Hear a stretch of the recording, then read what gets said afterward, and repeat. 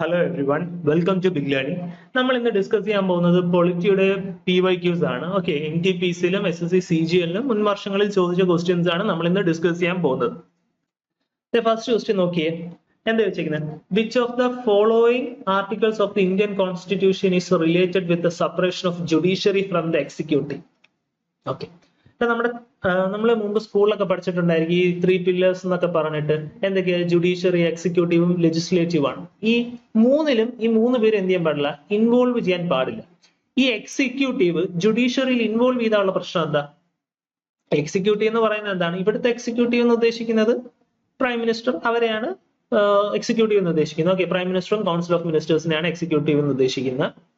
അതേപോലെ ഇപ്പൊ നിങ്ങൾ ഈ ലോ മേക്ക് ചെയ്യുന്നവരെയാണ് എക്സിക്യൂട്ടീവ് എന്ന് പറയുന്നത്. വെദർ നമ്മൾ ഈ സിവിൽ സർവൻസിനെയൊക്കെ എക്സിക്യൂട്ടീവ് ആണോ എന്ന് ചോദിച്ചാൽ ആണ്. ഓക്കെ, ഒരു തരത്തിൽ അവർ പെർമനന്റ് എക്സിക്യൂട്ടീവ് ആണ്, അവരാണ്. അതുകൊണ്ടാണ് നമ്മൾ അവർ ബ്യൂറോക്രാറ്റ്സ് എന്ന് വിളിക്കുന്നത്. ഓക്കെ, എനിവേ, ഈ എക്സിക്യൂട്ടീവിൽ ജുഡീഷ്യറി ഇൻവോൾവ് ചെയ്താലുള്ള പ്രശ്നം എന്താ? ഇൻവോൾവ് ചെയ്ത പ്രശ്നം എന്താ?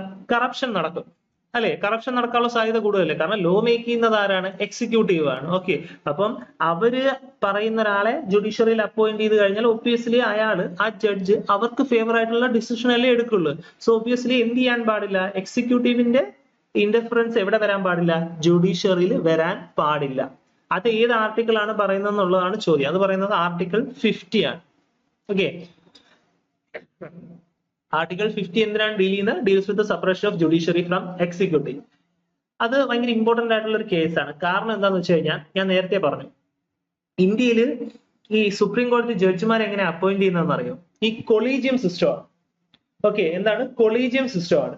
ഈ പ്രശ്നം എന്താന്ന് വെച്ച് കഴിഞ്ഞാൽ, ഈ 99th കോൺസ്റ്റിറ്റ്യൂഷണൽ അമെന്റ്മെന്റ് പ്രകാരം ഈ കൊളീജിയത്തെ റീപ്ലേസ് ചെയ്ത് വേറൊരു സിസ്റ്റം വരാൻ പോയി, NJAC എന്ന് പറയും, നാഷണൽ ജുഡീഷ്യൽ അപ്പോയിന്റ്മെന്റ് കമ്മീഷൻ എന്ന് പറയുന്നത്. ഓക്കെ, അതിനെക്കുറിച്ച് പറയാം. പൊതുവെ എങ്ങനെയാണ് അപ്പോയിന്റ് ചെയ്യുന്നതെന്ന് വെച്ച് കഴിഞ്ഞാൽ കൊളീജിയം സിസ്റ്റം. കൊളീജിയം സിസ്റ്റം, അതായത് 4 സീനിയർ മോസ്റ്റ് ജഡ്ജസും ഇന്ത്യയുടെ ചീഫ് ജസ്റ്റിസും ആണ് കൊളീജിയത്തിൽ അംഗത്തുള്ളത്. ഇവരാണ് പുതിയ ചീഫ് ജസ്റ്റിസിനെയും അതേപോലെ അതർ സുപ്രീം കോടതി ജഡ്ജസിനെയും എന്ത് ചെയ്യുന്നത്? അപ്പോയിന്റ് ചെയ്യുന്നത്. അതേപോലെ റെസ്പെക്റ്റീവ് ഹൈക്കോർട്സിന്റെ കേസ് വരാൻ നേരത്തെ അവർക്കും അതേപോലെ കൊളീജിയം സിസ്റ്റം ഉണ്ട്. ഓക്കെ, കൊളീജിയത്തിൽ എത്ര പേരാണുള്ളത്?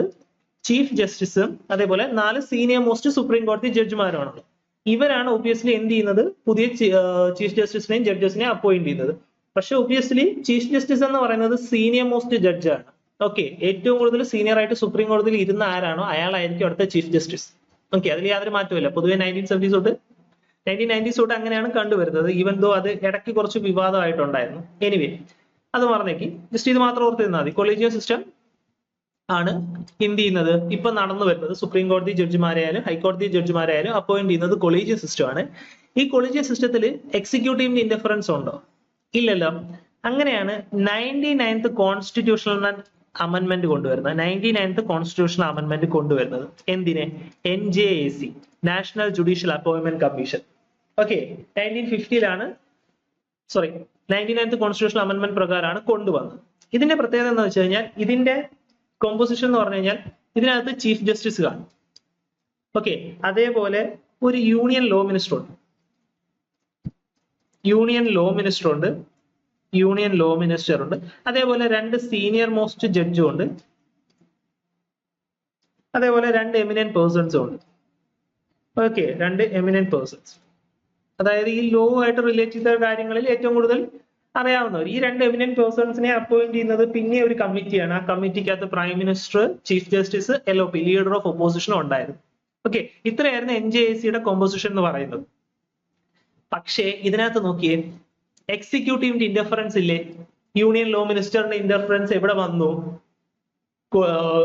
ജുഡീഷ്യറിയിൽ വന്നു. എക്സിക്യൂട്ടീവിന്റെ ഇന്റർഫറൻസ് എവിടെ വന്നു? ജുഡീഷ്യറിയിൽ വന്നു. എക്സിക്യൂട്ടീവിന്റെ ഇന്റർഫറൻസ് ജുഡീഷ്യറിയിൽ വരാൻ പാടുണ്ടോ? പാടില്ല. അതുകൊണ്ട് തന്നെ സുപ്രീം കോടതി എന്ത് ചെയ്തു? ഈ ബില്ല് പാസ്സായി. പക്ഷെ സുപ്രീം കോടതി എന്ത് ചെയ്തു? ഈ ബില്ല് റദ്ദാക്കി. ഓക്കെ, അതിനുള്ള പവർ ആർക്കുണ്ട്? സുപ്രീം കോടതിക്കുണ്ട്. റീസെന്റ് ഇത് പിന്നെ ഇമ്പോർട്ടന്റ് ആവാനുള്ള കാരണം എന്താന്ന് വെച്ച് കഴിഞ്ഞാൽ, ഞാൻ നേരത്തെ പറഞ്ഞു, ഈ മറ്റേ സുപ്രീം കോടതി ജഡ്ജിന്റെ വീട് കത്തിയ സമയത്ത് ഒരുപാട് പൈസ കിട്ടിയ കേസ്. ആ സമയത്തും ഈ കൊളീജിയം സിസ്റ്റം മാറ്റി NJAC വരണമെന്ന് ചെറിയൊരു ഇഷ്യൂ പിന്നെയും തോന്നിയ MP മാര് പറയുന്നുണ്ടായിരുന്നു. ഓക്കെ, എനിവേ അത് വരാൻ സാധ്യത കുറവാണ്.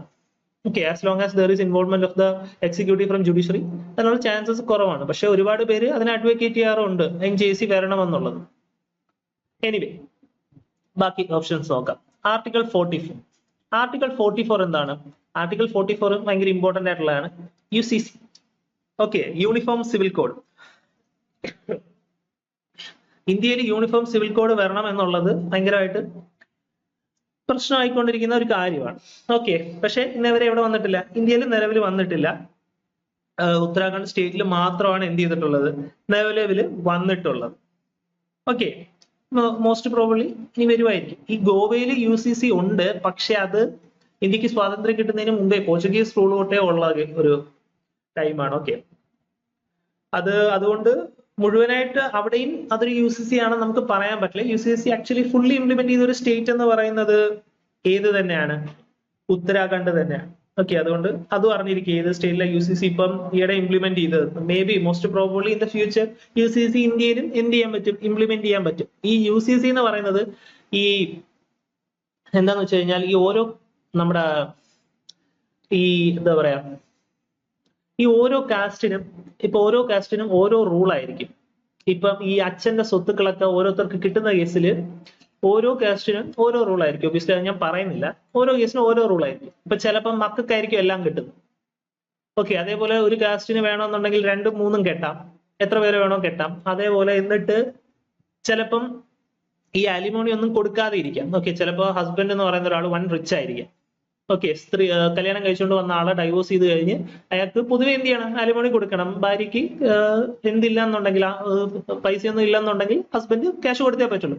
പക്ഷെ ഓരോ കാസ്റ്റിൽ ഇപ്പൊ ചിലപ്പോൾ അങ്ങനെയാണ് പറഞ്ഞതെന്നുണ്ടെങ്കിൽ അയാൾക്ക് എന്ത് ചെയ്യണ്ട, പൈസ കൊടുക്കണ്ട. ഓക്കെ, അങ്ങനത്തെ ഇഷ്യൂ ഒക്കെ UCC ഉണ്ട്. പക്ഷെ UCC ഇംപ്ലിമെന്റ് ചെയ്ത് കഴിഞ്ഞാൽ അതെല്ലാം മാറും. എല്ലാവർക്കും എന്തായിരിക്കും, ഒരു ലോ ആയിരിക്കും. ഓക്കെ, അതാണ് യൂണിഫോം സിവിൽ കോഡ് എന്ന് പറയുന്നത്. Maybe in the future വരുമായിരിക്കാം. അടുത്ത നോക്കിയേ, ആർട്ടിക്കിൾ 46. ആർട്ടിക്കിൾ 46 എന്ന് പറയുന്നത് ഈ സ്റ്റേറ്റ്സ് ഈ SCയുടെയും ഈ ഷെഡ്യൂൾഡ് കാസ്റ്റും ഷെഡ്യൂൾഡ് ട്രൈബിന്റെയും എഡ്യൂക്കേഷണൽ ആൻഡ് ഫിനാൻഷ്യൽ ഇത് പ്രൊമോട്ട് ചെയ്യാൻ വേണ്ടിയിട്ടുള്ളതാണ് ആർട്ടിക്കിൾ 46 എന്ന് പറയുന്നത്. ഓക്കെ, സ്റ്റേറ്റ് ഷുഡ് പ്രൊമോട്ട് എന്തൊക്കെ, എഡ്യൂക്കേഷണൽ ആൻഡ് ഫിനാൻഷ്യൽ ഇത് ആരുടെ, SCയുടെയും STയുടെയും. ഓക്കെ, പ്രൊമോട്ട് ചെയ്യാൻ വേണ്ടി ഒരുപാട് ലോസ് ഒക്കെ ഉണ്ടാക്കണമെന്നാണ് പറയുന്നത്. ഇതൊക്കെ DPSPക്കകത്ത് വരുന്നതാണ്. ഓക്കെ, അതാണ് പ്രശ്നം. ഇതൊന്നും എൻഫോഴ്സിബിൾ അല്ല. സ്റ്റേറ്റിന് വേണമെങ്കിൽ ചെയ്താൽ മതി. ഓക്കെ, ഇതൊക്കെ ഓരോ സ്റ്റേറ്റിനും വേണമെന്നുണ്ടെങ്കിൽ എൻഫോഴ്സ് ചെയ്താൽ മതി, ആർട്ടിക്കിൾ 46 ഉൾപ്പെടെയുള്ളത്. ഇനി അതേപോലെ ആർട്ടിക്കിൾ 21A. ആർട്ടിക്കിൾ 21A എന്ന് പറയുന്നത് free and compulsory education for children's from age 6 to 40. Okay, 6 തൊട്ട് 14 വയസ്സ് വരെയുള്ള എല്ലാ പിള്ളേർക്കും എന്ത് ചെയ്യണം, ഫ്രീ ആൻഡ് കമ്പൽസറി എഡ്യൂക്കേഷൻ കൊടുക്കണം. ആണെന്നോ പെണ്ണെന്നോ ഇല്ല, 6 തൊട്ട് 14 വയസ്സുള്ള ഏതൊരാൾക്കും എന്ത് ചെയ്തോളണം, ഫ്രീ ആൻഡ് കമ്പൽസറി എഡ്യൂക്കേഷൻ കൊടുത്തോളണം. ഓക്കെ, അതാണ് ആർട്ടിക്കിൾ 21A എന്ന് പറയുന്നത്. ആർട്ടിക്കിൾ 21A ഫണ്ടമെന്റൽ റൈറ്റ് ആണ്. ഓക്കെ, ഇത് മൂന്നും DPSP ആണ്. ഓക്കെ, പക്ഷെ ലാസ്റ്റ് വേണം. ആർട്ടിക്കിൾ 21A എന്ന് പറയുന്നത് എന്താണ്, ഫണ്ടമെന്റൽ റൈറ്റ്സ് ആണ്. ഇത് മൂന്ന് മാത്രമേ ഉള്ളൂ എന്ത്, DPSP എന്ന് പറയുന്നത്. ക്ലിയർ അല്ലേ? അടുത്ത ക്വസ്റ്റ്യനിലോട്ട് പോകാലോ. Okay, why it is remarked that the pocket veto of the Indian president is bigger than that of the American president in reference to the pocket veto power of the president. Okay, നമ്മൾ ഈ question attend ചെയ്യുന്നതിന് മുമ്പ് ഈ veto powers എന്താണെന്ന് just ഒന്ന് അറിഞ്ഞിരിക്കാം. Okay, അത് കഴിഞ്ഞ് ഈ ക്വസ്റ്റ്യനിലോട്ട് പോകാം. ഈ പ്രസിഡന്റിന് വീറ്റോ പവർ ഉണ്ട്. ഓക്കെ, പ്രസിഡന്റിന് എന്തുണ്ട്, veto power. Veto power of president അത് വരുന്നത് ആർട്ടിക്കിൾ 111 ആണ്. ഓക്കെ, ആർട്ടിക്കിൾ ഇമ്പോർട്ടന്റ് ആണ്. ആർട്ടിക്കിൾ 111 ഏതാണെന്ന് റിലേറ്റ് ചെയ്ത് ക്വസ്റ്റ്യൻ ചോദിച്ചിട്ടുണ്ട്. ഓക്കെ, അതേപോലെ വീറ്റോ പവർ ആർക്കും ഉണ്ട്, ഗവർണറിനുണ്ട്. അതിലോട്ട് ഞാൻ വരാം. അതിനുമുമ്പ് ജസ്റ്റ് പ്രസിഡന്റിന്റെ കേസ് പറയാം. 3 തരം വീറ്റോസ് ആണുള്ളത്. Absolute veto, suspensive veto and pocket veto. Okay, 3 തരം വീറ്റോസ് ആണുള്ളത്. എന്തൊക്കെയാണ്? Absolute veto, suspensive veto, pocket veto. അതായത് ഒരു പ്രസിഡന്റിന് ഈ 3 വീറ്റോ പവേഴ്സ് യൂസ് ചെയ്യാം. ഈ ആബ്സല്യൂട്ട് വീറ്റോ എന്ന് പറഞ്ഞു കഴിഞ്ഞാൽ, ഇപ്പം നമ്മൾ സാധാരണ ഒരു കേസിൽ ഒരു ബില്ല് പാസ് ആവണമെങ്കിൽ എന്ത് ചെയ്യണം, ഇപ്പൊ നമ്മുടെ യൂണിയന്റെ കേസ് എടുക്കുകയാണെന്നുണ്ടെങ്കിൽ ഒരു ബില്ല് പാസ്സാണെന്നുണ്ടെങ്കിൽ ഒന്നെങ്കിൽ ലോക്സഭയിൽ അത് പാസ്സാവണം, ഓക്കെ, ഒന്ന് ഇനിഷ്യേറ്റ് ചെയ്ത് അത് സ്റ്റാർട്ട് ആവണം, അല്ലെങ്കിൽ രാജ്യസഭയിൽ സ്റ്റാർട്ട് ചെയ്യണം, അല്ലെ? രാജ്യസഭയിലും ലോക്സഭയിലും പാസ്സായി കഴിഞ്ഞാൽ ഇപ്പൊ അത് ആദ്യം ലോക്സഭയിലാണ് ഇനിഷ്യേറ്റ് ചെയ്തെങ്കിൽ ലോക്സഭയിൽ പാസ്സായി കഴിഞ്ഞിട്ട് പിന്നെ അത് എങ്ങോട്ട് പോകും? രാജ്യസഭയിലോട്ട് പോകും. എന്നിട്ട് അവിടെ നിന്നും പാസ്സാവണം. മറിച്ച് രാജ്യസഭയിലാണ് ആ ലോ ഇനിഷ്യേറ്റ് ചെയ്തെങ്കിൽ അവിടെ പാസ്സായി പിന്നെ ലോക്സഭയിൽ പോയി അവിടെ എന്ത് ചെയ്യണം? ആ ബില്ല് പാസ്സാവണം. എന്നിട്ട് അത് പ്രസിഡന്റിന്റെ ടേബിളിലോട്ട് വരും. പ്രസിഡന്റ് ഒപ്പിട്ടാൽ മാത്രമേ എന്ത് വരത്തുള്ളൂ? ആ ബില്ല് നിലവിൽ വരത്തുള്ളൂ. ഓക്കെ, അങ്ങനെയാണെന്നുണ്ടെങ്കിൽ പക്ഷേ പ്രസിഡന്റിന് ആ ടൈമിലാണ് 3 വീറ്റോ പവേഴ്സ് ഉള്ളത്. ഓക്കെ, അതാണ് absolute veto, suspensive veto, pocket veto. ഈ ആബ്സല്യൂട്ട് വീറ്റോ എന്ന് പറഞ്ഞു കഴിഞ്ഞാൽ ബില്ല് എന്ത് ചെയ്യും? വിത്ത്ഹോൾഡ് ചെയ്യും. പുള്ളിക്കാരൻ എന്ത് ചെയ്യത്തില്ല? ഒപ്പിടത്തില്ല. ഓക്കെ, അപ്പൊ നിലവിൽ വരുമോ? ഇല്ല. അതാണ് ആബ്സല്യൂട്ട് വീറ്റോ എന്ന് പറയുന്നത്. ഓക്കെ, ഈ ഒബ്വിയസ്ലി കണ്ടുവരുന്ന എങ്ങനെയാന്ന് വെച്ച് കഴിഞ്ഞാൽ ഇപ്പം ഒരു ലോ പാസ്സായി, ഓക്കെ, ഒരു ലോ പാസ്സായി കഴിഞ്ഞ് അപ്പോഴത്തേക്ക് ഒരു ഇലക്ഷൻ നടന്ന് പുതിയൊരു ഇവര് വരികയാണ്. ആ ടൈമിലൊക്കെ പുതിയൊരു പാർട്ടി ഫോം ആവുകയാണ്, പുതിയൊരു പാർട്ടി റൂളിംഗ് പാർട്ടി ആവുകയാണ്. ആ ടൈമിലൊന്നും എന്ത് ചെയ്യാറില്ല? പ്രസിഡന്റ് പുതിയ ഒപ്പിടാറില്ല. അതാണ് ആബ്സല്യൂട്ട് വീറ്റോ എന്ന് പറയുന്നത്. ഈ സസ്പെൻസീവ് വീറ്റോ എന്ന് പറഞ്ഞു കഴിഞ്ഞാൽ ഈ ലോക്സഭയിലും രാജ്യസഭയിലും പാസ്സായി കഴിഞ്ഞ് പ്രസിഡന്റ് ടേബിളിലോട്ട് പോയി. പ്രസിഡന്റിന് വേണമെന്നുണ്ടെങ്കിൽ ഇത് തിരിച്ചയക്കാം. ഓക്കെ, തിരിച്ചയക്കാം. ഈ തിരിച്ചയക്കാൻ നേരത്ത് പ്രസിഡന്റിന് തോന്നുകയാണ് കുറച്ച് മാറ്റങ്ങൾ വരുത്തണമെന്ന്. ഈ മാറ്റങ്ങൾ വരുത്തണമെന്ന് തോന്നി പ്രസിഡന്റ് വേണമെന്നുണ്ടെങ്കിൽ എന്ത് ചെയ്യാം? തിരിച്ചയക്കാം. ഈ തിരിച്ചയച്ചു കഴിയാൻ നേരത്ത് അതൊന്നും കൂടെ പാസ്സായി കഴിഞ്ഞാൽ തിരിച്ചയക്കാൻ നേരത്ത് പ്രസിഡന്റ് പറയാണ് കുറെ മാറ്റങ്ങൾ വരുത്തണമെന്ന്. അത് വേണമെന്നുണ്ടെങ്കിൽ അവർ മാറ്റിയാൽ, ഇതിപ്പോ മാറ്റിയാലും മാറ്റിയില്ലെങ്കിൽ യാതൊരു കുഴപ്പമില്ല. എന്നിട്ട് പിന്നെയും അതവിടെ പാസ്സായി എന്ന് വിചാരിക്കാം. ഓക്കെ, പ്രസിഡന്റ് തിരിച്ചത് ലോക്സഭയിൽ പോയി. പിന്നെയും ലോക്സഭയിൽ രാജ്യസഭയിൽ ആ ബില്ല് പാസ്സാവുകയാണെന്നുണ്ടെങ്കിൽ പിന്നെ അതെങ്ങോട്ട് പോകും? പ്രസിഡന്റിന്റെ ടേബിളിലോട്ട് പോകും. ആ ടൈമിൽ പ്രസിഡന്റിന് എന്ത് ചെയ്തേ പറ്റുള്ളൂ? ഒപ്പിട്ടേ പറ്റുള്ളൂ. വെദർ ചേഞ്ചസ് പ്രസിഡന്റിന് ഇഷ്ടമുള്ള പോലെ മേക്ക് ചെയ്താലും ചെയ്തില്ലെങ്കിലും പ്രസിഡന്റ് എന്ത് ചെയ്തോളണം? ഒപ്പിട്ടോളണം. അതാണ് സസ്പെൻസീവ് വീറ്റോ എന്ന് പറയുന്നത്. ഓക്കെ, മനസ്സിലായോ? ഇനി അടുത്തയാണ് പോക്കറ്റ് വീറ്റോ. പോക്കറ്റ് വീറ്റോ എന്ന് പറയുന്നത് പുള്ളിക്കാരൻ ടേബിളിൽ അങ്ങ് വെച്ച് ചെയ്യും. പുള്ളിക്കാരൻ ഒപ്പിടത്തില്ല. ഓക്കെ, നമ്മൾ ഈ പണ്ട് അസൈൻമെന്റ് ഒക്കെ സ്കൂളിൽ വെക്കാൻ പോകുന്ന ടീച്ചർമാരുണ്ടല്ലോ, ഒപ്പിടത്തില്ലെന്നൊക്കെ പറയും, ലേറ്റ് ആയിട്ട് വെച്ച് കഴിഞ്ഞാൽ. അതേപോലെ പോക്കറ്റ് വീറ്റോ എന്ന് പറയുന്നത് പുള്ളിക്കാരൻ ചെയ്തില്ല, ഒപ്പിടത്തില്ല. പ്രസിഡന്റ് ഈ പോക്കറ്റ് വീറ്റോ എന്ന് പറയുന്നത് ഒരു ഇത്ര ടൈം പീരീഡ് ഇല്ല. ഓക്കെ, പ്രസിഡന്റ് ഇത്ര ടൈമിൽ തന്നെ അത് ഒപ്പിടണം എന്ന് എവിടെയും പറഞ്ഞിട്ടില്ല, നമ്മുടെ ഭരണഘടനയും പറഞ്ഞിട്ടില്ല. അതുകൊണ്ട് തന്നെ പുള്ളിക്കാരന്റെ ടേബിളിൽ തന്നെ വെക്കുകയാണ്, പുള്ളിക്കാരൻ ഒപ്പിടാണ്ട്. ഓക്കെ, എത്ര കാലം വേണോ വെക്കാം. കാരണം നമ്മുടെ ഭരണഘടനയെ പറഞ്ഞിട്ടില്ല ഇത്ര തവണ വെക്കാവുള്ളൂ. പക്ഷേ നേരെ തിരിച്ച് ഈ അമേരിക്കയുടെ കേസ് പോയി കഴിഞ്ഞാൽ ഈ അമേരിക്കൻ പ്രസിഡന്റിനും ഇതേപോലെ വീറ്റോ പവേഴ്സ് ഉണ്ട്. പക്ഷെ അമേരിക്കൻ പ്രസിഡന്റിന്റെ വീറ്റോ പവർ എന്ന് പറയുന്നത് വെറും 10 ദിവസത്തേക്കാണ്. ഓക്കെ, ഈ 10 ദിവസം കഴിയാൻ നേരത്ത് അയാൾ ഒപ്പിട്ടില്ലെങ്കിൽ ആ ബില്ലിങ് പാസ്സാവും. എനിവേ, ഇതേപോലെ വീറ്റോ പവർ ആർക്കും ഉണ്ടെന്ന് ഞാൻ പറഞ്ഞു? ഗവർണർക്കും ഉണ്ട്. ഓക്കെ, ഗവർണർക്കും ഉണ്ട്. ആ ആർട്ടിക്കിൾ ആണ് ആർട്ടിക്കിൾ 200. ആർട്ടിക്കിൾ 200 എന്താണ്? Veto powers of the governor. ഇത് ഇപ്പൊ ഇമ്പോർട്ടന്റ്. കാരണം എന്താണെന്ന് വെച്ച് കഴിഞ്ഞാൽ നിങ്ങൾക്ക് ഇപ്പൊ അറിയായിരിക്കും, ഈ പുള്ളിക്കാരനും ഇതേപോലെ ആബ്സല്യൂട്ട് വീറ്റോ ഉണ്ട്, സസ്പെൻസീവ് വീറ്റോ ഉണ്ട്, പോക്കറ്റ് വീറ്റോ ഉണ്ട്, അതേപോലെ വേറൊരു വീറ്റോ ഉണ്ട്. സെയിം ഇത് തന്നെയാണ്. ഓക്കെ, ഒരു ഇതൂടെ ഉള്ളതെന്ന് വെച്ച് കഴിഞ്ഞാൽ പുള്ളിക്കാരന് വേണമെന്നുണ്ടെങ്കിൽ പ്രസിഡന്റിനെ റെഫർ ചെയ്യാൻ അയക്കാം. അതായത് സെയിം ഒരു സ്റ്റേറ്റ് ലെജിസ്ലേച്ചറിൽ ലോ പാസ്സാക്കണം എന്നുണ്ടെങ്കിൽ സ്റ്റേറ്റ് ലെജിസ്ലേറ്റീവ് അസംബ്ലിയിൽ ഒരു ലോ ഇൻട്രൊഡ്യൂസ് ചെയ്ത് അത് പാസ് ചെയ്ത് കഴിഞ്ഞ് നേരെ ഗവർണറിന്റെ ടേബിളിലോട്ട് പോകും. ഗവർണർ ഒപ്പിട്ടാലേ ആ ലോ നിലവിൽ വരത്തുള്ളൂ. ഈ ഒപ്പോസിഷൻ റൂൾ ചെയ്യുന്ന പാർട്ടി ഇപ്പൊ സെന്ററിൽ ആരാണ്? സെന്ററിൽ BJP ആണ്. ഓക്കെ, ഒപ്പോസിഷൻ പാർട്ടീസ് റൂൾ ചെയ്യുന്നത് കേരളം, തമിഴ്നാട്, അങ്ങനത്തെ പഞ്ചാബിലൊക്കെ എന്ത് പറ്റിയെന്ന് വെച്ച് കഴിഞ്ഞാൽ ഈ ഗവർണറും ഈ ചീഫ് മിനിസ്റ്റേഴ്സും തമ്മിൽ ഉടക്കാം.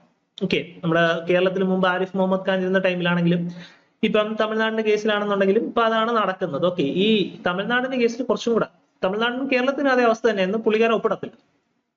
ഓക്കെ, തമിഴ്നാട് എന്ത് ചെയ്തു? നേരെ സുപ്രീം കോടതി പോയി.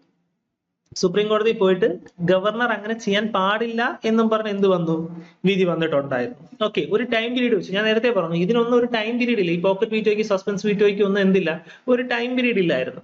ഓക്കെ, സുപ്രീം കോടതി അവർക്കൊരു ടൈം പീരീഡ് വെച്ചു, ഇത്ര 1 മാസത്തിനകം ഒപ്പിടണം എന്നുള്ളൊരു നിയമം വന്നിട്ടുണ്ടായിരുന്നു.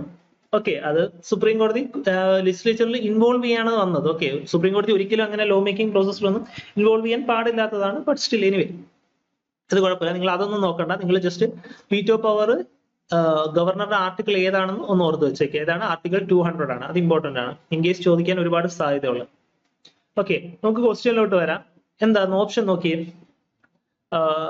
എന്താണ് question? The pocket veto of Indian president is bigger than that of the American president. അതിന് കാരണം എന്താ? ഞാൻ നേരത്തെ പറഞ്ഞു, ഇന്ത്യയുടെ വീറ്റോ പവർ എന്ന് പറയുന്നത് പോക്കറ്റ് വീറ്റോ എന്ന് പറയുന്നത് എന്താണ്? ഇന്ത്യൻ പ്രസിഡന്റ് അവിടെ തന്നെ വെക്കുകയാണ്, പുള്ളിക്കാരനെ എത്ര കാലം വേണോ വെക്കാം. പക്ഷേ അമേരിക്കൻ പ്രസിഡന്റ് അങ്ങനെയല്ല, എത്ര ദിവസമേ വെക്കാൻ പറ്റുള്ളൂ? 10 ദിവസമേ വെക്കാൻ പറ്റുള്ളൂ. ഇനി ഓപ്ഷൻ എ നോക്കിയേ, the power of Indian president not to take any action on the bill for an indefinite period. അത് കറക്റ്റ് അല്ലേ? ഓപ്ഷൻ എ കറക്റ്റ് ആണ്. ബാക്കിയുള്ള നോക്കിയേ, the president of India the president of USA has to return the bill for reconsideration within 10 days. അത് കറക്റ്റ് ആണ്. Within 10 days അയാൾ എന്ത് ചെയ്യണം? പോക്കറ്റ് വീറ്റ് 10 ദിവസത്തേക്കേ ഉള്ളൂ, അതിന് മുമ്പ് റീകൺസിഡർ ചെയ്യാൻ കൊടുത്തേക്കണം. ഇല്ലെന്നുണ്ടെങ്കിൽ അലോ പാസ്സാണ്. പക്ഷേ നോക്കുക, as against 30 days of the Indian president, അത് തെറ്റാണ്. കാരണം ഇന്ത്യൻ പ്രസിഡന്റ് എന്തില്ല? ടൈം പീരീഡ് ഇല്ല, എത്ര നേരം വേണോ അയാൾക്ക് വെക്കാം. അതേപോലെയാണ് ഓപ്ഷൻ സി എന്താ പറഞ്ഞെങ്കിൽ as against 20 days of the Indian president, അതും തെറ്റാണ്. ഓക്കെ, അതേപോലെ ഇതും എന്താണ്? തെറ്റാണ്. Okay, option A. അടുത്ത ക്വസ്റ്റ്യനിലോട്ട് പോകാലോ. അടുത്ത question, which article of the Indian Constitution states that governor has power to promulgate ordinance during recess of legislature? അതായത് ഇപ്പം സ്റ്റേറ്റ് ലെജിസ്ലേറ്റീവ് അസംബ്ലി സെഷനിലല്ലെന്ന് വിചാരിക്കുക, ആ ടൈമിൽ ഗവർണർക്ക് എന്ത് ചെയ്യാൻ പറ്റും? ഒരു ഓർഡിനൻസ് പുറപ്പെടുവിക്കാൻ പറ്റും. ഓക്കെ, ഇതേ പവർ ആർക്കും ഉണ്ട്? പ്രസിഡന്റിനും ഉണ്ട്. ഓക്കെ, ഈ ലോക്സഭ രാജ്യസഭ സെഷനിലല്ലെന്നുണ്ടെങ്കിൽ പ്രസിഡന്റിന് എന്ത് ചെയ്യാം? ഓർഡിനൻസ് പ്രൊമൾഗേറ്റ് ചെയ്യാം. പക്ഷേ ഓർഡിനൻസ് പുറപ്പെടുവിക്കുക, ഒരു പുതിയൊരു നിയമം പാസ്സാക്കാം. പക്ഷേ പ്രസിഡന്റിന് ആരുടെ ഇതിലേ പറ്റുള്ളൂ? പ്രൈം മിനിസ്റ്ററിന്റെ അഡ്വൈസിൽ മാത്രമേ അങ്ങനെ ഒരു ലോ പാസ്സാക്കാൻ പറ്റുള്ളൂ. The same goes for governor. President സംബന്ധിച്ചാൽ മാത്രമേ ഗവർണറിന് എന്ത് ചെയ്യാൻ പറ്റുള്ളൂ? ഓർഡിനൻസ് പുറപ്പെടുവിക്കാൻ പറ്റുള്ളൂ. എന്തെങ്കിലും സിവിയർ ആയിട്ടുള്ള ഒരു സാഹചര്യം വരുമ്പോൾ മാത്രമേ ഗവർണറിന് യൂസ് ചെയ്യാൻ പറ്റുള്ളൂ. ഓക്കെ, അത് ഏത് ആർട്ടിക്കിൾ ആണെന്നാണ് പറഞ്ഞിരിക്കുന്നത്? ആർട്ടിക്കിൾ 213 ആണ് ഗവർണറിന്റെ ആ പവറിനെ ഇത് ചെയ്യുന്നത്. ഓക്കെ, ആർട്ടിക്കിൾ 213 ആണ് എന്ത്? ഗവർണറിന്റെ power to promulgate ordinance. Okay, article 123. Okay, article 123 ആണ് ordinance making power of the president. Okay, ordinance making power of the president, power of president of India.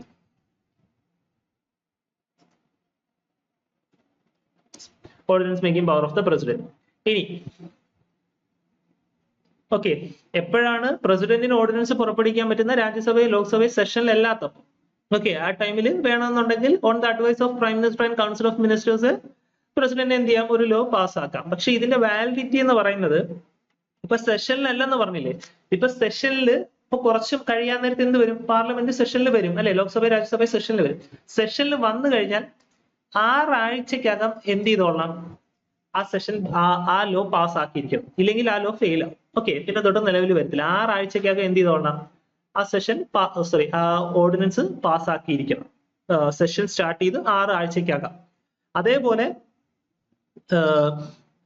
ഒരു ഓർഡിനൻസ് എത്ര കാലം മാക്സിമം നിലനിൽക്കുമെന്ന് അറിയോ? 6 മാസം പ്ലസ് 6 വീക്സ് ആണ്. ഈ 6 മാസം എന്ന് പറയാൻ കാരണം ഇപ്പൊ നമുക്കൊരു റൂൾ ഉണ്ട്, ഒരു വർഷത്തിൽ 2 സെഷൻ എങ്കിലും നടത്തണം. നമ്മൾ ആക്ച്വലി 3 സെഷൻ നടത്താറുണ്ട്, പക്ഷെ 2 സെഷനെങ്കിലും കുറഞ്ഞ നടത്തണമെന്നാണ്. ഒരു സെഷൻ നടന്നു കഴിഞ്ഞാൽ അടുത്ത 6 മാസത്തിനകം എന്ത് ചെയ്തോണം? അടുത്ത സെഷൻ നടക്കണം അല്ലെ? അതാണ് ഈ 6 months plus 6 weeks.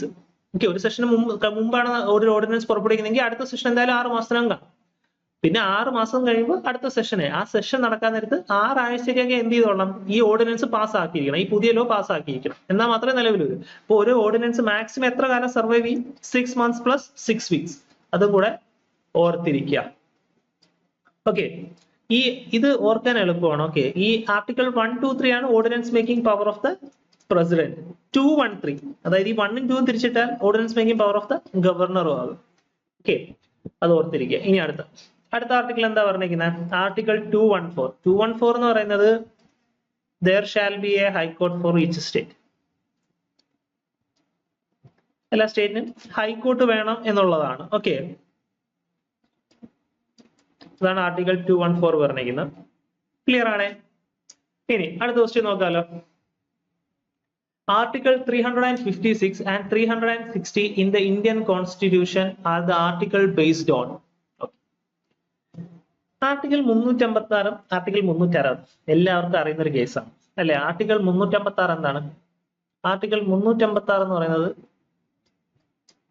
സ്റ്റേറ്റ് എമർജൻസിയാണ്, അല്ലെന്നുണ്ടെങ്കിൽ പ്രസിഡൻസ് റൂൾ. ആർട്ടിക്കിൾ 360 എന്താ? ഫിനാൻഷ്യൽ എമർജൻസിയാണ്. ഇന്ത്യയിൽ മൊത്തം 3 തരം എമർജൻസി ആണുള്ളത്. ഒന്ന് നാഷണൽ എമർജൻസി, രണ്ട് സ്റ്റേറ്റ് എമർജൻസി അല്ലെങ്കിൽ പ്രസിഡന്റ്സ് റൂൾ, മൂന്നാമത്തെയാണ് financial emergency article 360. National emergency വരുന്നത് ആർട്ടിക്കിൾ 352 ആണ്. ഓക്കെ, കൺഫ്യൂസ് ആവില്ലേ. 352 national emergency, 356 state emergency, 360 financial emergency. National emergency usually declare ചെയ്യുന്നത് എന്തെങ്കിലും ഒരു ആംഡ് റെബല്യനോ അല്ലെന്നുണ്ടെങ്കിൽ യുദ്ധ സാഹചര്യത്തിലോ ആണ്. ഓക്കെ, അതാണ് നാഷണൽ എമർജൻസി ഡിക്ലെയർ ചെയ്യുന്നത്. അതേപോലെ തന്നെ ഇൻ കേസ് ഇപ്പൊ തന്നെ ഇന്ത്യ പാകിസ്ഥാൻ ഇഷ്യൂ നടക്കുന്നതുകൊണ്ട് തന്നെ മേ ബി ഇതൊരു വാറിലോട്ട് പോയി കഴിഞ്ഞാൽ ഇന്ത്യ വേണമെന്നുണ്ടെങ്കിൽ എന്ത് ചെയ്യാൻ പറ്റും, നാഷണൽ എമർജൻസി ഡിക്ലെയർ ചെയ്യാൻ പറ്റും. ഓക്കെ, അതേപോലെ നാഷണൽ എമർജൻസി 2 തരത്തിലാണ് ഡിക്ലെയർ ചെയ്യാൻ പറ്റുന്നത്. ഒന്നെന്ന് പറയുന്നതാണ് എന്ത്, ഒരു എക്സ്റ്റേണൽ അഗ്രഷൻ അല്ലെങ്കിൽ വാർ ഉണ്ടാകുമ്പോൾ, അല്ലെങ്കിൽ രണ്ടാമത്തെ കേസാണ് ഇന്റേണൽ ഡിസ്റ്റർബൻസ് ഉണ്ടാകുന്ന കേസിലെന്നായിരുന്നു മുമ്പ് വരെ. പക്ഷെ എന്ത് ചെയ്തു, അത് മാറ്റി. ഇന്റേണൽ ഡിസ്റ്റർബൻസ് എന്നുള്ളത് മാറ്റി എന്താക്കി, ആംഡ് റെബല്യൻ ആക്കി. ആ ടൈമിലാണ് ഇന്ദിരാഗാന്ധി എന്ത് ചെയ്തത്, നാഷണൽ എമർജൻസി ഡിക്ലെയർ ചെയ്യുന്നത്, ഒരുപാട് ഇഷ്യൂസ് ഉണ്ടാവുന്നത്. ഓക്കെ, അതിനെ കുറിച്ചൊന്നും നമ്മൾ നോക്കണ്ട. അതുകൊണ്ട് എന്ത് ചെയ്തു, അത് കുറച്ച് എളുപ്പമായിരുന്നു. അത് മാറ്റിയാണ് എന്ത് ചെയ്തത്, ഇന്റേണൽ ഡിസ്റ്റർബൻസ് എന്നുള്ളത് കോൺസ്റ്റിറ്റ്യൂഷൻ അമെന്റ്മെന്റ് പ്രകാരം മാറ്റി എന്താക്കിയത്, ആംഡ് റെബല്യൻ ആക്കിയത്. ഓക്കെ, 44th കോൺസ്റ്റിറ്റ്യൂഷൻ അമെന്റ്മെന്റ് പ്രകാരം ഈ നാഷണൽ എമർജൻസി ഡിക്ലെയർ ചെയ്യാൻ കുറച്ചും കൂടെ ബുദ്ധിമുട്ടോടെ ആക്കി. ഓക്കെ, എനിവേ അതാണ് ആർട്ടിക്കൽ 352, 356, 360 പറയുന്നത്. ഓക്കെ, അതെന്താണ്, എമർജൻസി പ്രൊവിഷൻസ് ആണ്. ഓപ്ഷൻ എന്താണ്, ഓപ്ഷൻ സി ആണ്. ഓക്കെ, ഓപ്ഷൻ സി ആണ് എമർജൻസി പ്രൊവിഷൻസ്. അത് ഡീൽ ചെയ്യുന്ന ആർട്ടിക്കിൾസ് ആണ് 352 തൊട്ട് 360 വരെ. എനിവേ ബാക്കിയുള്ള ഓപ്ഷൻസ് കൂടെ നോക്കാം. എന്താണ്, റീജിയണൽ ലാംഗ്വേജസ് അല്ലെ. റീജിയണൽ ലാംഗ്വേജസ് വരുന്ന ഏതാണ്, പാർട്ട് 17 ആണ്. ആർട്ടിക്കിൾ ഏതൊക്കെയാ, ജസ്റ്റ് ഒന്ന് പറഞ്ഞു വെച്ചോ. ആർട്ടിക്കിൾ 345 തൊട്ട് 347 വരെ. ഓക്കെ, അതാണ് റീജിയണൽ ലാംഗ്വേജസിന്റെ കേസ്. ഇനി അടുത്ത് നോക്കി എലക്ഷന്റെ കേസ് പറയുകയാണെന്നുണ്ടെങ്കിൽ, എലക്ഷന്റെ കേസ് വരുന്ന പാർട്ട് 15 ആണ്. ആർട്ടിക്കിൾ 324 തൊട്ട് 329. ഓക്കെ, ആർട്ടിക്കിൾ 324 തൊട്ട് 329 വരെയാണ് എന്ത്, എലക്ഷൻ ഡീൽ ചെയ്യുന്നത്. ഓക്കെ, ഇനി അടുത്ത ഏതാ, amendment of the constitution, article 368. Okay, ഞാൻ നേരത്തെ പറഞ്ഞായിരുന്നു ആർട്ടിക്കിൾ 368 എന്താണ്, അമെന്റ്മെന്റ് ഓഫ് ദ കോൺസ്റ്റിറ്റ്യൂഷൻ, അതായത് എന്റെ ഭരണഘടന ഭേദഗതി ചെയ്യാൻ, മാറ്റം വരുത്താനുള്ള പവർ, അതാണ് ആർട്ടിക്കിൾ 368 പറയുന്നത്. ഓക്കെ, ക്ലിയർ ആണ്. അടുത്ത ക്വസ്റ്റ്യൻ പറയാലോ. ഓക്കെ, അതേപോലെ തന്നെ ഈ സ്റ്റേറ്റ് എമർജൻസി ഓൾമോസ്റ്റ് ഇന്ത്യയിലെ ഒട്ടുമിക്ക സ്റ്റേറ്റിലും ഈ ടൈമിൽ ഇമ്പോസ് ചെയ്ത് കാണും. ഓക്കെ, ഈ ഞാൻ പറഞ്ഞു ഈ ഇന്ദിരാഗാന്ധിയുടെയും ആ ഒരു ടൈമില് 1970s അവരെന്ത് ചെയ്തിട്ടുണ്ട്, 1970s Indira Gandhi national emergency declare ചെയ്തതിനു ശേഷം നെക്സ്റ്റ് ഇലക്ഷനിൽ അയാൾ അവർ തോക്കുകയാണ് ഉണ്ടായത്. ഓക്കെ, അതുകൊണ്ട് തന്നെ പിന്നെ വന്ന പാർട്ടിക്കാർ എന്ത് ചെയ്തു, ഈ കോൺഗ്രസ് ഭരിക്കുന്ന എല്ലാ സ്ഥലത്തും അവർ എന്ത് ചെയ്തു, സ്റ്റേറ്റ്സ് കോൺഗ്രസ് ഭരിക്കുന്ന എല്ലാ സ്റ്റേറ്റിലും അവര് സ്റ്റേറ്റ് എമർജൻസി ഡിക്ലെയർ ചെയ്യുന്നുണ്ടായിരുന്നു. പക്ഷെ അതിന്റെ തൊട്ടടുത്ത വർഷം തന്നെ, തൊട്ടടുത്ത തവണ ഇലക്ഷൻ നടക്കുമ്പോൾ തന്നെ കോൺഗ്രസ് കയറി, അതേപോലെ കോൺഗ്രസ് തിരിച്ചും ചെയ്യുന്നുണ്ടായിരുന്നു. അങ്ങനെ ഓൾമോസ്റ്റ് എല്ലാ സ്റ്റേറ്റിലും 2-3 തവണയെങ്കിലും സ്റ്റേറ്റ് എമർജൻസി ഡിക്ലെയർ ചെയ്തു. അതേപോലെ ഫിനാൻഷ്യൽ എമർജൻസി ഇന്ത്യയിൽ ഇന്ന് വരെ ഡിക്ലെയർ ചെയ്തിട്ടില്ല. ദോ 1991 1992 നമ്മൾ ഫിനാൻഷ്യൽ ക്രൈസിസിലായിരുന്നെങ്കിൽ എന്ത് ചെയ്തിട്ടില്ല, ഫിനാൻഷ്യൽ എമർജൻസി ഡിക്ലെയർ ചെയ്തിട്ടില്ല. ഓക്കെ, അത് ഓർത്തിരിക്കുക. അതുപോലെ നാഷണൽ എമർജൻസി 3 തവണ ഡിക്ലെയർ ചെയ്തിട്ടുണ്ട്, അതോടെ ഓർത്തോ. അടുത്ത ക്വസ്റ്റ്യൻ നോക്കിയേ. Which of the following fundamental rights cannot be suspended even when emergency is declared? Okay, നിങ്ങൾ നോക്കുക, നമ്മുടെ ഈ നാഷണൽ എമർജൻസി ഡിക്ലെയർ ചെയ്യാൻ നേരം, ഓക്കെ, ഏതാണ് നാഷണൽ എമർജൻസി, നേരത്തെ പറഞ്ഞോളൂ ആർട്ടിക്കിൾ ഏതായിരുന്നു, 352. ഈ നാഷണൽ എമർജൻസി ഡിക്ലെയർ ചെയ്യാൻ നേരത്ത് എന്റെ എല്ലാ ഫണ്ടമെന്റൽ റൈറ്റ്സും എന്താവും, സസ്പെൻഡ് ആവും, താൽക്കാലികമായിട്ട് സസ്പെൻഡ് ആവും നാഷണൽ എമർജൻസി ഡിക്ലെയർ ചെയ്തിരിക്കുന്ന കാലത്ത്. ഓക്കെ ആണേ, പക്ഷെ എപ്പോ വരെ എന്ന് വെച്ച് കഴിഞ്ഞാൽ ആ നാഷണൽ എമർജൻസി തീരുന്നവരെ. പക്ഷേ എന്റെ എല്ലാ ഫണ്ടമെന്റൽ റൈറ്റ്സ് എന്താകില്ല, സസ്പെൻഡ് ആകില്ല. ആർട്ടിക്കിൾ 20ഉം 21 എന്താകില്ല, സസ്പെൻഡ് ആകില്ല. ഓക്കെ, അത് എപ്പോഴും ഓർത്ത് വെക്കുക. ബാക്കി എല്ലാ ഫണ്ടമെന്റൽ റൈറ്റ്സും എന്താകും, സസ്പെൻഡ് ആകും. ആർട്ടിക്കിൾ 20ഉം 21 എന്താകില്ല, സസ്പെൻഡ് ആവില്ല. ആർട്ടിക്കിൾ 20 എന്താ, protection against conviction of offences. Okay, protection against conviction of offense.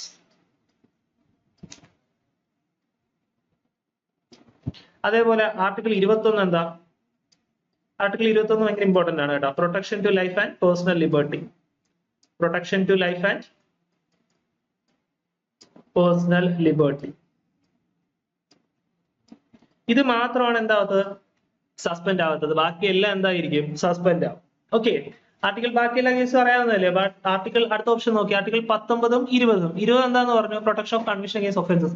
20 suspend ആവില്ല, പക്ഷെ എന്താവും, 19 സസ്പെൻഡ് ആവും. ഓക്കെ, ആർട്ടിക്കിൾ 19 എന്ന് പറയുന്നത് എന്താണ്, it guarantees freedom to the citizen of India. നമ്മുടെ freedom to speech and expression, freedom to form association, freedom to adopt any profession, അങ്ങനത്തതൊക്കെ എന്താവും, സസ്പെൻഡ് ആവും. ഓക്കെ, നാഷണൽ എമർജൻസി ഡിക്ലെയർ ചെയ്ത സമയത്ത് എനിക്ക് ഇങ്ങനെ പുറത്തിറങ്ങി സ്പീച്ച് ചെയ്യാനും കൂട്ടം കൂടി നിൽക്കാൻ അങ്ങനത്തെയൊക്കെ റൈറ്റ് ഇല്ല. ഓക്കെ, അതേപോലെ ആർട്ടിക്കിൾ 21 ഉണ്ട്, ആർട്ടിക്കിൾ 14 ഉണ്ട്. Article 14 suspend. ആർട്ടിക്കിൾ 14 എന്ന് പറയുന്നത് എന്താ, equality before law and equal protection of law, അതും സസ്പെൻഡ്.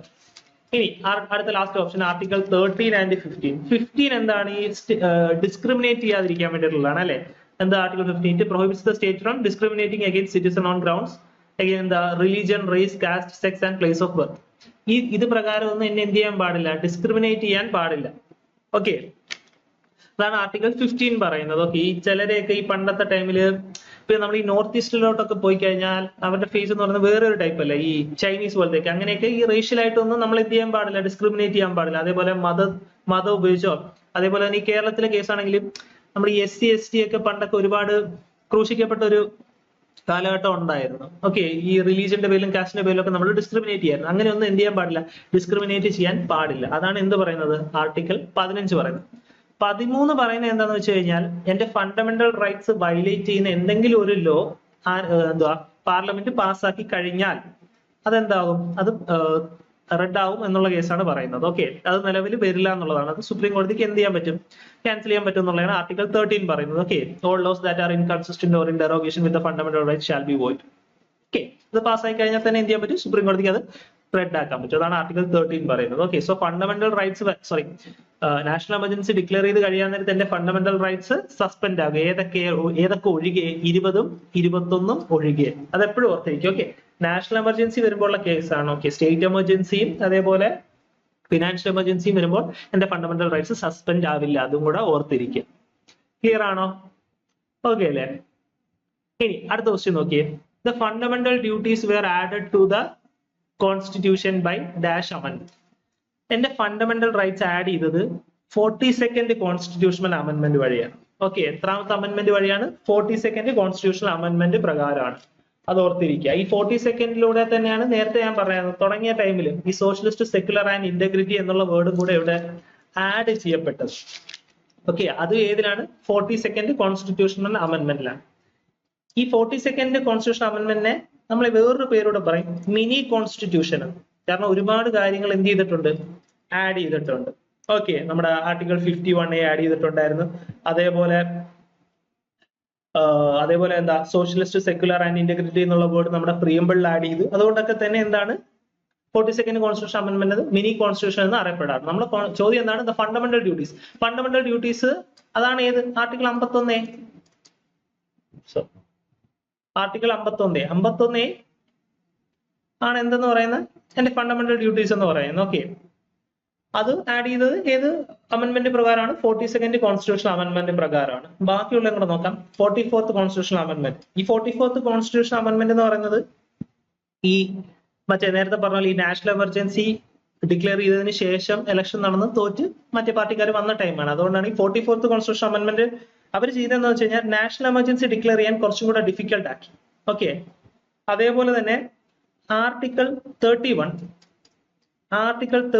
എടുത്ത് കളഞ്ഞു. ആർട്ടിക്കിൾ 31 എന്ന് പറയുന്നത് റൈറ്റ് ടു പ്രോപ്പർട്ടി ആയിരുന്നു. അതെന്റെ ഫണ്ടമെന്റൽ റൈറ്റ് ആയിരുന്നു. ഓക്കെ, ആർട്ടിക്കിൾ 31 എന്താണ്, എന്റെ ഫണ്ടമെന്റൽ റൈറ്റ് ആണ്, അതായത് റൈറ്റ് ടു പ്രോപ്പർട്ടി ആയിരുന്നു. അതെടുത്ത് കളഞ്ഞ് 300A ഓക്കെ, ആർട്ടിക്കിൾ 31 എടുത്ത് കളഞ്ഞ് എങ്ങോട്ടാക്കി? 300A സ്റ്റിൽ അതൊരു റൈറ്റ് ആണ്. ഓക്കെ, പക്ഷെ എന്റെ ഫണ്ടമെന്റൽ റൈറ്റ് അല്ല, എന്റെ മൗലിക അവകാശമല്ല.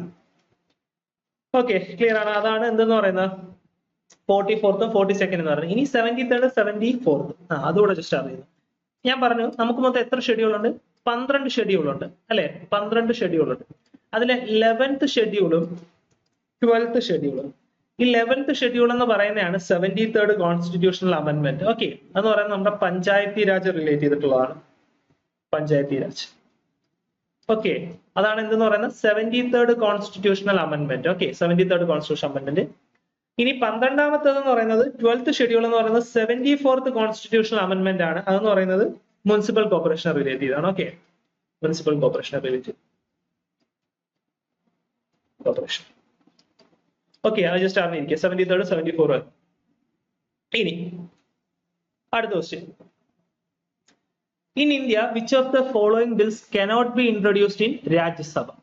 Okay, നമ്മുടെ രാജ്യസഭയിൽ ഞാൻ നേരത്തെ പറഞ്ഞു ഒരു ലോ പാസ്സാക്കണം എന്നുണ്ടെങ്കിൽ അത് എവിടെ ഇനിഷ്യേറ്റ് ചെയ്യാം? രാജ്യസഭയിൽ ഒരു ലോ ഇൻട്രൊഡ്യൂസ് ചെയ്യാം, അതേപോലെ ലോക്സഭയിൽ ഇൻട്രൊഡ്യൂസ് ചെയ്യാം. പക്ഷേ മണി ബില്ല് ലോക്സഭയിൽ മാത്രമേ എന്ത് ചെയ്യാൻ പറ്റുള്ളൂ? ഇനിഷ്യേറ്റ് ചെയ്യാൻ പറ്റുള്ളൂ. അതേപോലെ മണി ബില്ല് ലോക്സഭയിൽ പാസ്സായി കഴിഞ്ഞാൽ രാജ്യസഭയിൽ വന്നു കഴിഞ്ഞാൽ അവരത് 2 ആഴ്ചക്കകം പാസ്സാക്കണം. 2 ആഴ്ചക്കകം പാസ്സാക്കിയില്ല എന്നുണ്ടെങ്കിൽ ആ ബില്ല് രാജ്യസഭയിൽ പാസ്സായത് പോലാണ്.